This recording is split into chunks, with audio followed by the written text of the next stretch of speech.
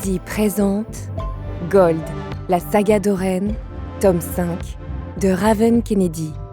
Lu par Amandine Lonjac, Sandra Vendroux et Raphaël Cazard, avec la participation de Yvan Lecomte et Élodie Lannes.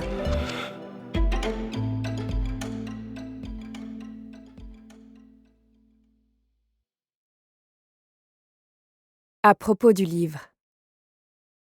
Veuillez noter que ce livre contient des éléments explicites et sombres, ainsi que des passages qui sont susceptibles de heurter la sensibilité d'un public non averti, tels que des actes sexuels, un langage adulte, de la violence et des combats.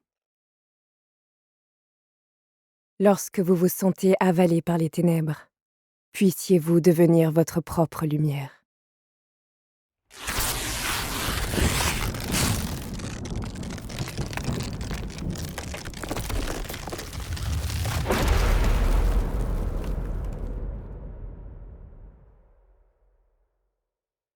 Chapitre 1. Oren. Je tombe bruyamment.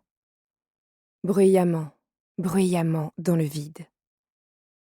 Le bruit étourdissant d'une chute solitaire. Je ne ferme pas les yeux face à cette étrange obscurité.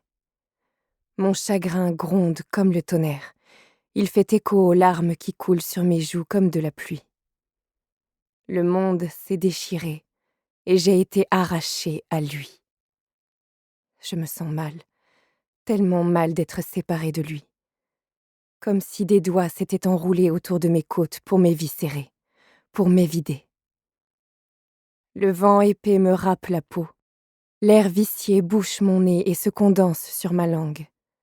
Un hurlement m'emplit les oreilles. Les éclairs et les étoiles m'entourent dans l'obscurité béante. À travers tout cela, je peux voir la déchirure. Je discerne les bords déchiquetés du ciel déchiré au-dessus de moi, l'atmosphère traître d'Auréa qui s'élargit, comme une plaie dans les ténèbres.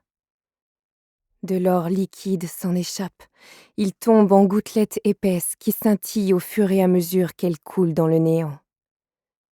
Mais cette déchirure s'éloigne de plus en plus, mon corps s'enfonce dans l'inconnu étoilé avec une force irrésistible. Je suis seule dans ce vide sombre et infini, arrachée à Slade. Je n'arrête pas de tomber, de plus en plus loin de cette déchirure, de plus en plus loin de lui. Et comme si cela n'était pas déjà suffisamment terrifiant, je suis soudain privée de mes sens. Ma vue, mon ouïe, mes sensations, mon goût, mon odorat, tout s'évapore. Le cri qui s'échappe de ma gorge n'existe plus, lui non plus. Ou si c'est le cas, je ne le sens pas. Je ne peux pas l'entendre percer mes oreilles. Sans mes sens, sans aucun moyen de ressentir ce qui se passe, mon chagrin et ma peur se condensent, le temps s'étire et s'arrête. J'ignore ce qui va m'arriver dans ce vide. J'ignore si c'est ce que l'on ressent quand on meurt. Mais je sais une chose. C'est ce que l'on ressent quand on tombe.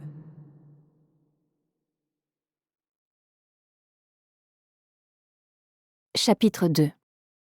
Saïra Turley. Au début, il y avait un pont. Un pont qui ne menait nulle part, disait-on. Un pont qui existait dans la non-existence. Les gens qui l'empruntaient ne revenaient jamais. Un pont où le froid et la couleur s'affrontaient, où le premier gagnait et la seconde se dérobait. Et moi je l'ai emprunté. J'ai marché sur ce pont qui ne voulait pas prendre fin. J'ai affronté cette étendue grise, j'ai avancé malgré le temps qui avait cessé d'exister, avec la chair de poule sur mes bras minces. Je n'étais qu'une petite fille, mais j'y suis allée. Parce que mon père avait été forcé de le traverser et qu'il n'était jamais revenu. Aucun d'entre eux n'est jamais revenu. Je me suis donc aventurée sur le pont, bien déterminée à le retrouver. Je me suis dit que je n'allais pas échouer, que je n'allais pas faire demi-tour.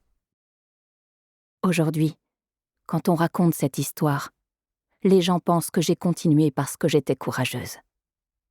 Mais en réalité, c'est parce que j'avais peur de tomber. Alors j'ai marché.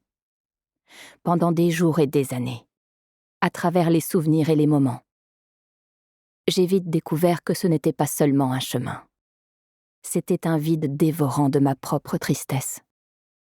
Cela m'a fait croire que je n'arriverais jamais. Nous espérons que vous avez apprécié cet aperçu.